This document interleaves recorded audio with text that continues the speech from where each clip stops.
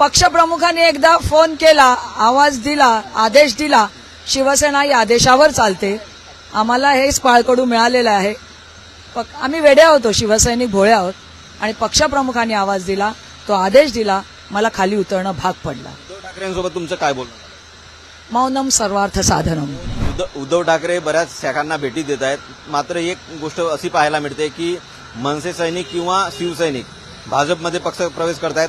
आज यशवंत किल्लेदारांच्या प्रभागामधले काही शिवसैनिक मनसेमध्ये पक्ष प्रवेश केला. एकंदरीत पक्षांतराचं वादळ काही थांबत नाहीये.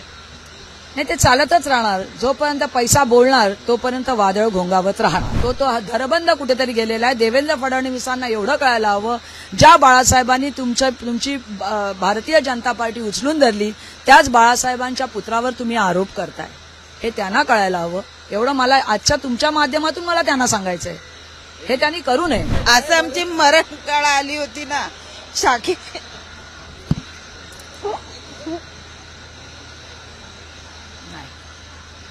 मी आहे, कणखर आहे अजून. आल्यामुळे आज आम्ही आनंद झाला, आम्हाला खूप आनंद झाला. कारण त्यांच्याशिवाय शाखा अधुरीच आहे, वडाळा अधुरी आहे. आणि आता आपल्याला उमेदवार दिलेत मस्तपैकी, त्यांच्याबरोबर आम्ही सहकार्य चांगलं करू, त्यांना बहुमताने निवडून आणू. प्रभाग क्रमांक 178 ठाकरेंची रणरागिणी परत एकदा ऍक्शन मोडमध्ये दिसते. नाराजीनंतर परत एकदा तुम्ही ऍक्शन मोडमध्ये आल्यात, मनसेच्या शिवसेनेच्या शाखेमध्ये आल्यात. काय भावना आहे?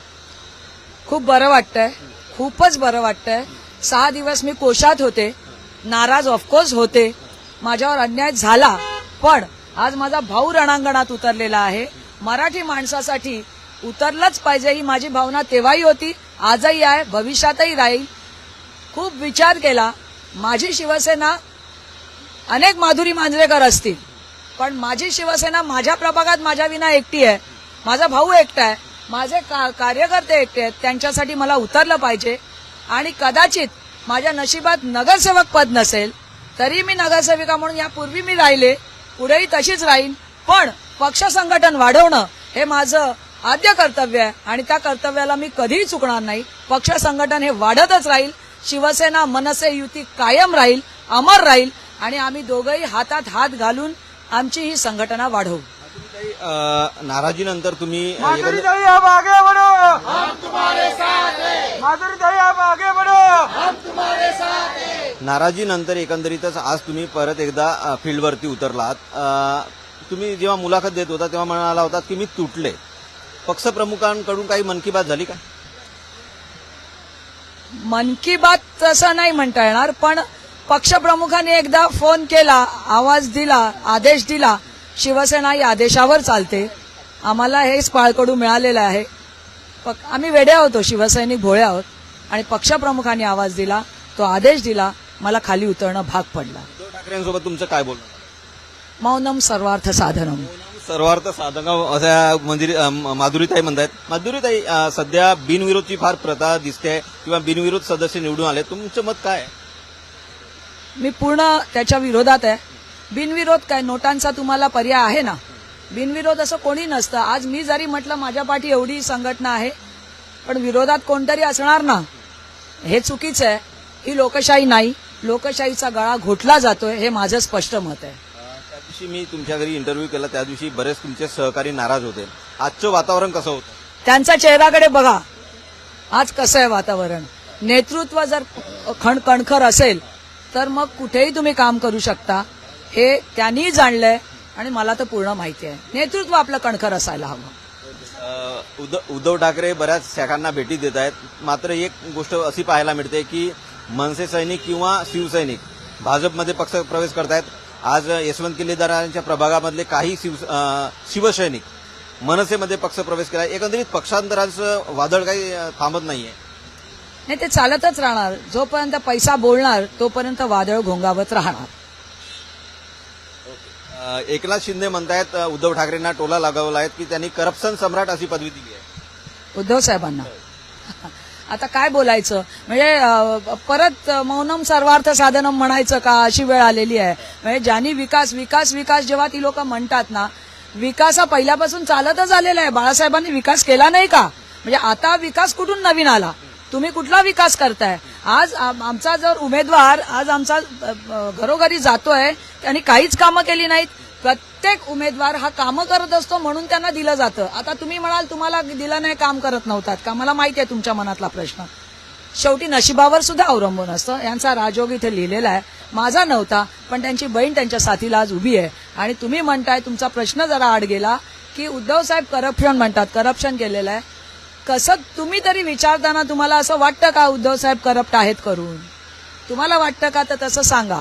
ह्या प्रश्नाला माझ्याकडे उत्तर नाही की त्यांच्या आता बोलणाऱ्याचं तोंड कोणी अडवू शकत नाही. मारणाऱ्याचं अडवू शकतो, मी अडवू शकते, पण बोलणाऱ्याचं कोणी अडवू शकत नाही. देवेंद्र फडणवीस मुख्यमंत्री म्हणतायत आमचे नगरसेवक निवडून आले तर उद्धव ठाकरेंना मिरच्या का झोंबल्या?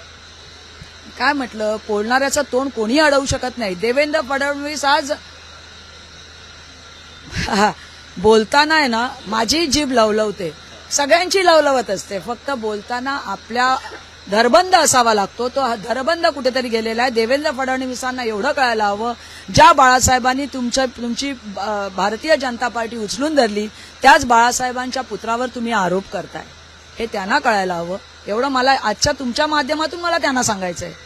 हे त्यांनी करू नये. मुंबईमध्ये आज एक मोठी घटना घडलेली आहे. मनसैनिक संतोष धुरी यांनी भाजपमध्ये पक्षप्रवेश केला आहे. त्यांचा थेट आरोप उद्धव ठाकरेंवरती आहे. शिवसेना युबीटी पक्ष हा मनसे हा पक्ष युबीटी पक्षाला सरेंडर केलाय असा त्यांचा आरोप. मला नाही वाटत. ते दोन भाऊ आहेत आणि दोघांनाही पक्ष वाढवण्याचा प्रत्येकाला अधिकार आहे.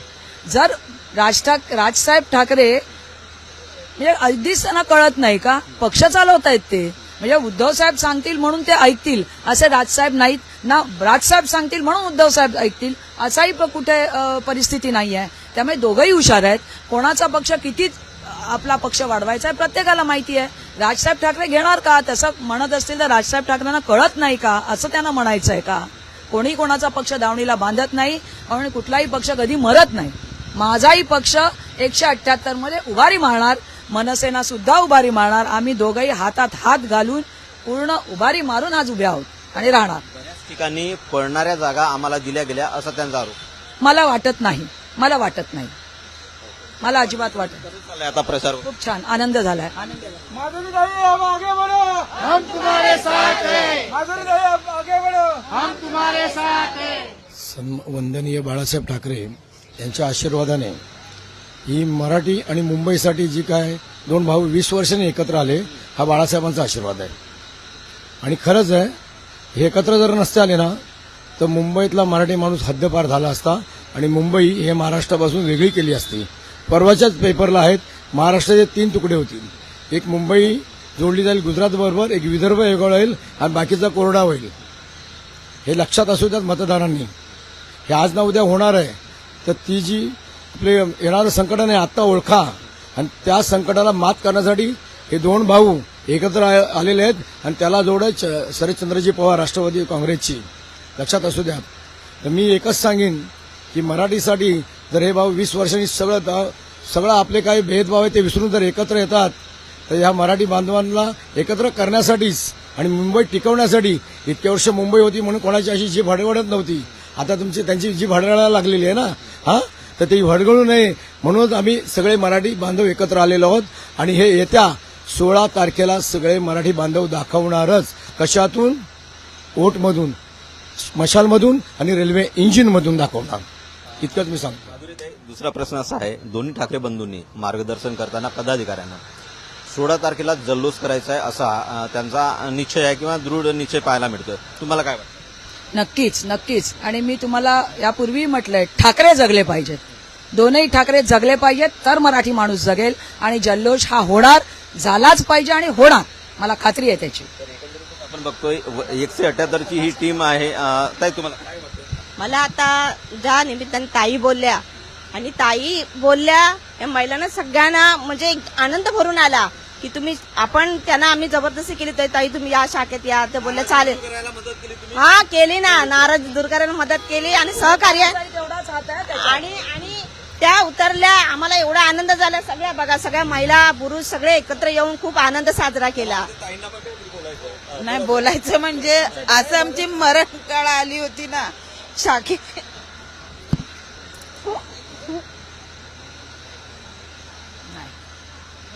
मी आहे कणखर आहे अजून ते आल्यामुळे आज आम्ही आनंद झाला, आम्हाला खूप आनंद झाला. कारण त्यांच्याशिवाय शाखा अधुरीच आहे. वडाळा अधुरी आहे. आणि आता आपल्याला उमेदवार दिलेत मस्तपैकी, त्यांच्याबरोबर आम्ही सहकार्य चांगलं करू, त्यांना बहुमताने निवडून आणू. आम्हाला फक्त एवढंच बोलायचं आहे, रडरागणी आता मैदानात उतरले, विजय नक्की, विजय नक्की.